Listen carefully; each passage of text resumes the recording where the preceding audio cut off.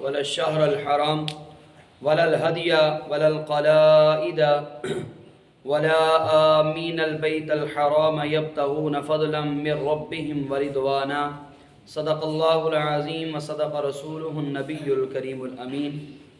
آج کا ہمارا گفتگو کا عنوان ہے شعائر اسلام کی تعظیم۔ رب کائنات کے پیارے محبوب صلی اللہ تعالی علیہ وسلم کے غلاموں، رب کائنات کی بہت ساری نشانیاں ہیں۔ شعائر، یہ شعیر کی جمع ہے، شعیر کہتے ہیں نشانی کو۔ اب رب کائنات نے بہت ساری نشانیاں ہمیں عطا فرمائیں، انہیں ہی شعائر اسلام بھی کہا جاتا ہے۔ اب شعائر اسلام کی تعظیم یہ دل کے تقوی کا تقاضا ہے کہ اگر انسان کا دل تقوی والا ہو تو پھر اس کے اندر اللہ رب العزت کی نشانیوں کی قدر کرنے کا جذبہ ہوتا ہے۔ اب کریم آقا صلی اللہ تعالی وسلم کے غلاموں، اور ان علامات کے اندر، ان نشانیوں کے اندر کون کون سی چیزیں شامل ہیں؟ اسی آیہ مقدسہ کے اندر رب کائنات نے واضح طور پر فرمایا، اے ایمان والو، تم ادب کرو، احترام کرو، حرمت کو پامال نہ کرو جو اللہ رب العزت کی نشانیاں ہیں۔ فرمایا ولا الشہر الحرام ولا الہدی ولا القلائد، اور اس کے اندر جو حرمت والے مہینے ہیں، 4 حرمت والے مہینے ہیں، ان کی بھی قدر کرو۔ اور آگے فرمایا یہاں تک ولا الہدی، جو قربانی کا جانور ہے نا، یہ بھی شعائر اللہ میں سے ہے، اس کی بھی تعظیم کرو۔ ولا القلائد، قلائد کہتے ہیں جو گلے میں ڈالی ہوئی رسی ہوتی ہے۔ رب فرماتا ہے قربانی کے جانور کی بھی تعظیم کرنی ہے اور اس کے گلے میں ڈالی ہوئی رسی کی بھی تعظیم کرو، اس کا بھی تقدس کو پامال نہ کرو۔ اور آگے فرمایا ولا آمین البیت الحرام، فرمایا جو طواف کر رہے ہیں ان کو تکلیف دینے سے گریز کرو۔ کیوں؟ یبتغون، وہ تلاش میں لگے ہوئے ہیں۔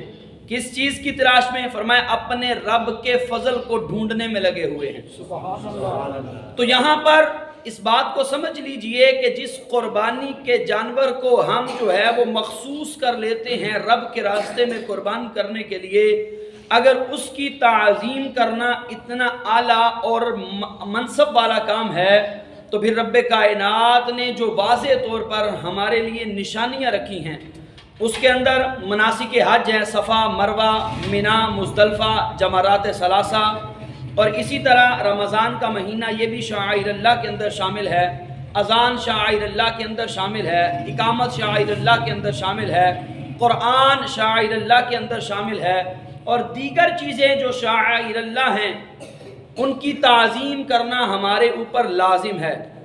اب لازم کس طرح ہے؟ اس کو شاہ محدث دہلوی رحمۃ اللہ تعالی علیہ آپ نے لکھا بہت سارے شاعر ہیں لیکن ان میں سے 4 بڑے شاعر ہیں، 4۔ پوچھا گیا کون سے؟ فرمایا سب سے پہلا بڑے شاعر میں یہ ہے کہ قرآن کریم، کہ رب کا اتارا ہوا جو قرآن ہے یہ شاعر اللہ میں سے بڑا شاعر ہے، بڑی نشانی ہے رب کائنات کی۔ اور فرمایا دوسرے نمبر پر ذات مصطفیٰ صلی اللہ علیہ وسلم ہے، اور فرمایا کعبۃ اللہ، یہ بڑی نشانیوں میں ہے۔ حالانکہ کعبۃ اللہ کی عبادت نہیں کی جاتی، کعبۃ اللہ کے اندر کھڑے ہو کے عبادت رب کی جاتی ہے، لیکن تعظیم کعبۃ اللہ کی کیوں ہے؟ کیونکہ اس کی نسبت رب کائنات کے ساتھ ہے۔ اب ایک طرف کعبے کو لے لیجئے جو رب کا گھر ہے۔ اب کریم آقا صلی اللہ علیہ وسلم کا فرمان سنیے، سرکار علیہ الصلوۃ والسلام نے فرمایا، ابن ماجہ کے اندر فرمایا یا کعبہ، اے کعبہ، حرمت مسلم اعظم من، فرمایا تجھ سے زیادہ حرمت جو ہے وہ مسلمان کی ہے۔ اے کعبہ تو اپنی جگہ حرمت والا ہے، لیکن تجھ سے زیادہ بھی جس کو رب نے حرمت عطا فرمائی ہے نا، عزت عطا فرمائی ہے، فرمایا وہ مسلمان کو عطا فرمائی ہے۔ اور کمری والے مصطفیٰ نے فرمایا لزوال الدنیا اہون عند اللہ، فرمایا ساری دنیا زائل ہو جائے، ختم ہو جائے، ایک طرف معاملہ ہو، اور فرمایا من قتل مؤمن بغیر حق، ایک طرف بغیر حق کے کسی مومن کو قتل کر دینا، فرمایا ساری دنیا کا ختم ہونا جو ہے یہ چھوٹا عمل ہے رب کی بارگاہ میں ایک مومن کو ناحق قتل کرنے سے۔ یعنی مومن کی اتنی عزت اور اتنا مقام رب کائنات کے پیارے محبوب صلی اللہ علیہ وسلم نے بیان فرمایا۔ اور کعبۃ اللہ کے اندر حجر اسود ہے، یہ بھی رب کی نشانی ہے۔ اب ہم حجر اسود کو چوم کر یہ نہیں بتاتے کہ ہم حجر اسود کی عبادت کرتے ہیں. چومنا اس لیے ہوتا ہے کیونکہ کملی والے مصطفیٰ نے حجر اسود کو چوما. سیدنا فاروق اعظم رضی اللہ تعالیٰ عنہ جلیل القدر صحابی ہیں. آپ حجر اسود کے پاس جا کے کھڑے ہو گئے. کہا حجر اسود میں تجھے کبھی بھی نہ چومتا اگر میرے آقا نے تجھے چوما نہ ہوتا. میں تجھے اس لیے چومتا ہوں تجھے میرے نبی نے چوما ہے. تو عزیزو جس پتھر کو مصطفیٰ نے چوما اس پتھر کی تعظیم کا عالم یہ ہے. تو جن صحابہ کے اوپر ہاتھ مصطفیٰ نے رکھا ان صحابہ کی تعظیم کرنا کتنا ہمارے اوپر لازم ہے. اور جو مصطفیٰ سے پیدا ہوئے سرکار کی آل، سرکار علیہ الصلوۃ والسلام کی ابنات، سرکار علیہ الصلوۃ والسلام کے بنین، تو ان کی قدر کرنا ہمارے اوپر کتنا لازم ہوگا. کریم آقا صلی اللہ علیہ وسلم کے غلاموں، اسی طرح اس بات کو یوں سمجھ لیجئے کہ ہم کعبہ کی تعظیم کرتے ہیں اس لیے وہ رب کا گھر ہے. حجر اسود کو چومتے ہیں اس لیے مصطفیٰ نے چوما. قرآن اس لیے پڑھتے ہیں کہ رب نے اتارا. اور صفا مروہ کی سعی کرتے ہیں اس لیے کہ یہ ارکان میں سے آ گیا. جمرات ثلاثہ یعنی پتھر مارتے ہیں شیطانوں کو، فرمایا یہ سنت سے ثابت ہے. ہر کام ہم کرتے ہیں اس کے پیچھے ایک سبب ہے. لیکن اس بات سے سمجھ لیجئے کہ جو بندہ یاد الہی سے غافل ہو جائے نا، یاد الہی سے غافل ہو جائے، پھر وہ بندہ راستے سے بھٹک جاتا ہے. اب اس کو اہم واقعہ کو ایک مفسر نے لکھا، بلکہ ایک واقعہ نگار نے لکھا. کہا کہ ایک باپ اپنی بیٹی کو لے کر نا 6 سے 7 سال کی بیٹی ہے، مچھلی پکڑنے کے لیے گیا، مچھوارا تھا. کہا کہ اب وہ دریا سے مچھلیاں پکڑ پکڑ کر کشتی میں ڈال رہا تھا اور اس کی بیٹی جو ہے وہ مچھلی کو اٹھا اٹھا کر دوبارہ دریا میں پھینک رہی تھی. اس نے جب دیر لگا کے مچھلیاں اکٹھا کر لی، اس نے کہا اب تو کافی ساری ہو گئی ہوں گی. پلٹ کے دیکھا تو کشتی کے اندر کوئی بھی مچھلی نہیں ہے. اب بیٹی سے پوچھتا ہے کہ بیٹی کدھر کی مچھلیاں؟ تو کہا ابا جی میں نے پانی کے اندر گرا دی. کہا بیٹا کیوں؟ مایا کہ خود ہی تو آپ کہتے ہیں کہ مچھلی جال میں، مچھلی کانٹے میں وہی پھنستی ہے جو یاد الہی سے غافل ہو جاتی ہے. کہا میں نے اس لیے وہ مچھلیاں دوبارہ دریا میں پھینک دیں کہ اگر یہ کانٹے میں پھنسی ہیں یہ یاد الہی سے غافل تھی، اگر ہم اس کو کھائیں گے ہم بھی کہیں یاد الہی سے غافل نہ ہو جائیں. تو یہ سوچ دیکھیے اس بچی کی. لیکن آج ہم سب کچھ کرتے ہیں لیکن کبھی ہم نے اپنا محاسبہ نہیں کیا.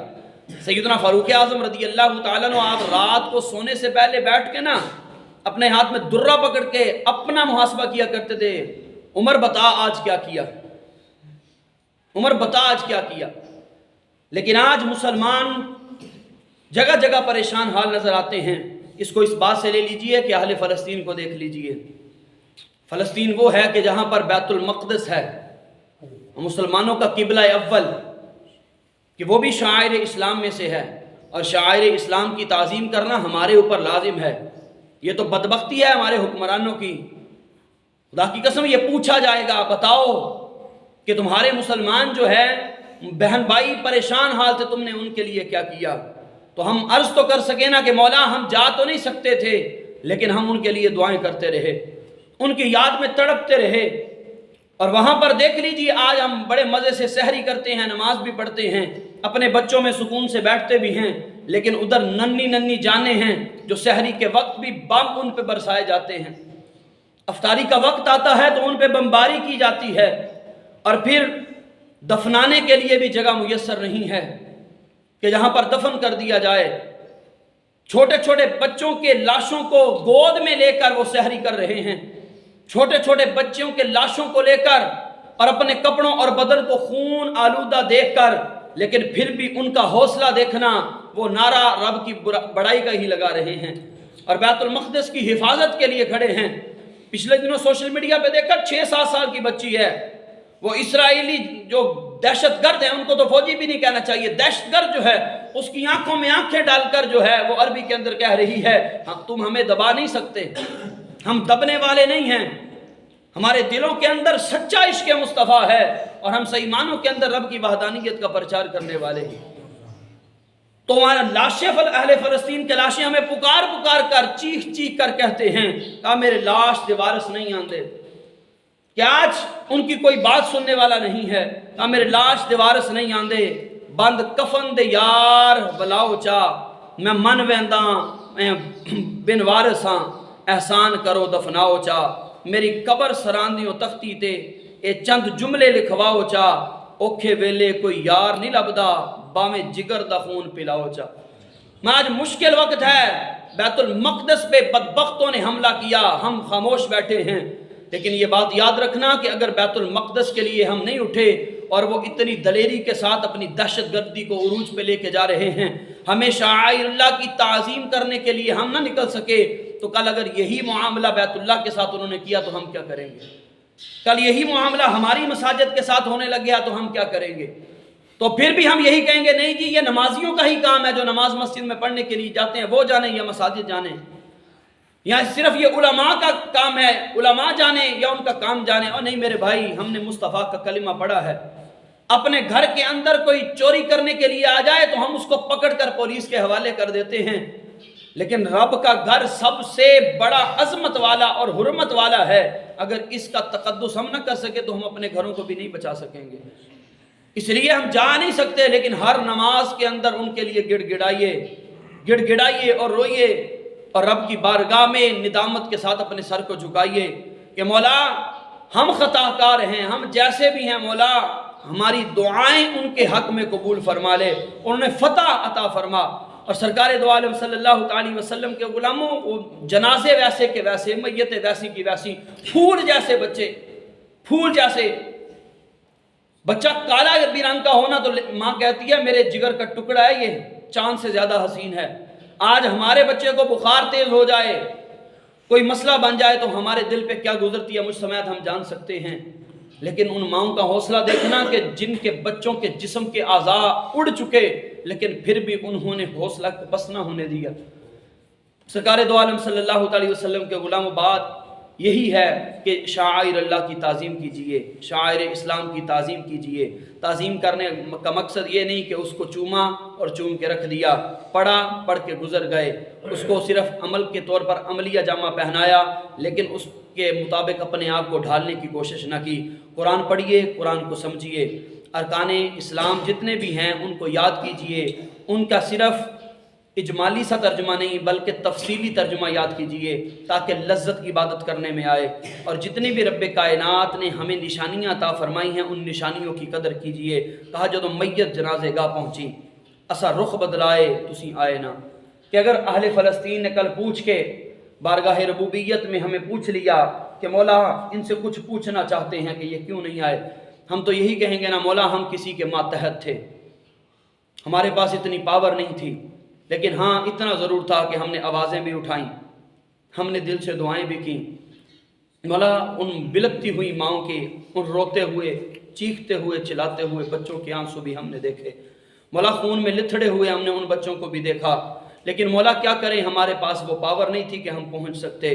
لیکن ان حکمرانوں کی بدبختی ہوگی پھر جب فلسطین کا بچہ بچہ ان کے گریبان کو پکڑ کر کہے گا کہ جدو میت جنازے گاہ پہنچی اسا رخ بدلائے تسی کوئی نہ آئے، اسرائیلیاں مسجد اقصی تے بمب برسائے تسی کوئی نہ آئے، اور سہونیاں نے ساڑے بچیاں تے وڈیاں تسی کوئی نہ آئے، ارض فلسطین تک دی رہی تسی کوئی نہ آئے، دتے لاش نو موڈے غیراں نے ہتھ پیر ہلائے تسا کوئی نہ آئے، ساڑیاں لاشاں چونکاں دے اندر دتیاں روز صداواں تسی کوئی نہ آئے، وس پہ گئی لاش رکیباں دے انہاں ظلم کمائے تسی کوئی نہ آئے، جدو قبر وچ رکھیا شاکر نو کیتی تڑپ کے ہائے تسی کوئی نہ آئے۔ دعا کرتے ہیں کہ رب لم یزل ہمیں عمل کی توفیق عطا فرمائے اور رب کائنات کی نشانیوں کی تعظیم کرنے کی توفیق عطا فرمائے۔ وما علیہ